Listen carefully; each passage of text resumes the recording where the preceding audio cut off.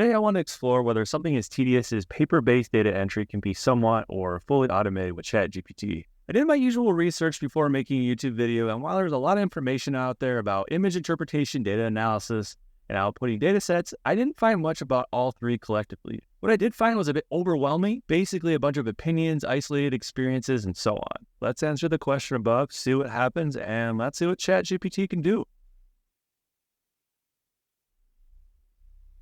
All right, let's do this. I'm telling it to have a half-page questionnaire. I want to extract the contents and input the data for me to a data set. This is going to be in Excel, and I want it to get the upper right corner subject ID. I'm worried that's going to be tricky, but let's see what happens. I'll upload this file here, and this is just a normal resolution JPEG. You can see the file difference size there. I'm worried that if I do too high, it's just going to time out. So I guess we can just start small and see what happens. Okay, so this is the questionnaire. Just looking real quick.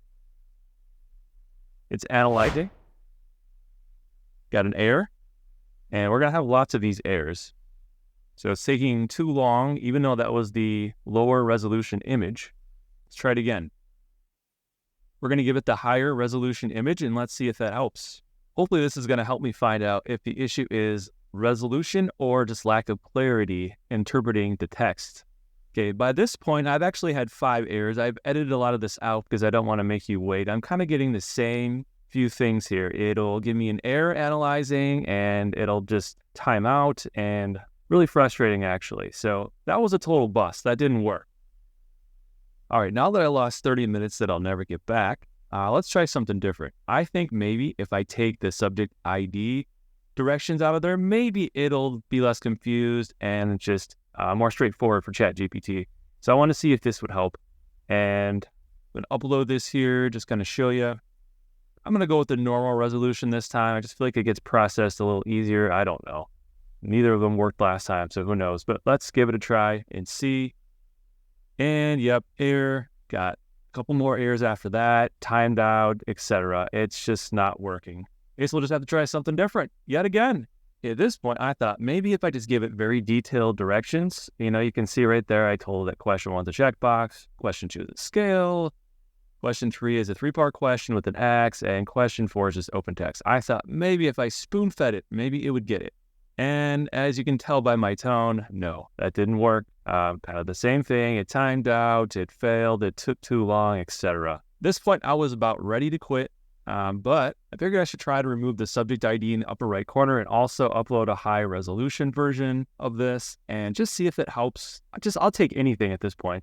But I tried one more thing, and spoiler alert, I did get it to work, sort of. You'll see. What actually worked was editing the image, changing the contrast, making the background lighter and the text darker. And I just used the standard Windows fax and scan application for that. Now, it wasn't perfect, as you'll see, but it was okay. It's better than nothing. And so let's check it out.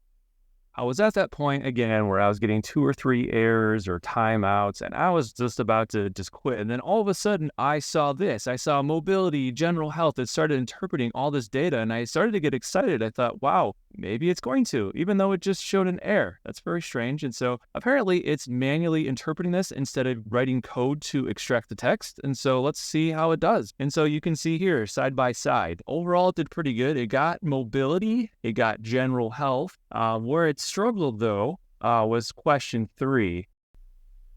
As you can see, it only got 1 out of 3 of those correct. That's sort of interesting. Maybe this box here is just too much. It also got question 4 correct for exercise more, so it did that pretty well. All right, this time I'm going to try something a little more standardized. We're going to use the Patient Health Questionnaire 9, or PHQ-9, and that's a standard depression screener. Also used as a survey measure for a lot of things. So I'm just going to see if that helps. Maybe it'll be easier for ChatGPT to interpret and analyze the data. So we're going to add an image here of a completed PHQ-9. So you can see what the questionnaire looks like there, just a scale. And right off the bat, we can see another error analyzing. And so it looks like it's going to manually interpret the data from the image, and it did it a lot quicker than it did with my prior survey. So maybe having a more standardized approach like this is helpful. I'm going to click this link right here. And we're going to want to make these side by side. I'm going to enable editing here. All right, so let's have a look here. So if you look at the answers, it got most of these right, which is cool. But if you look at questions 1 and 3, for example, these were incorrectly entered. But anyway, so in the end, I think ChatGPT can do this, but accuracy is clearly an issue. I guess it depends on what your threshold is for accuracy. You care about 70% data accuracy or 98%. I think 98% is usually the standard, but hey, everyone's different and it just depends on what your needs are. Anyway, I hope you found this video helpful. Please like and subscribe and comment if you could. And thanks for watching, everyone. Take care.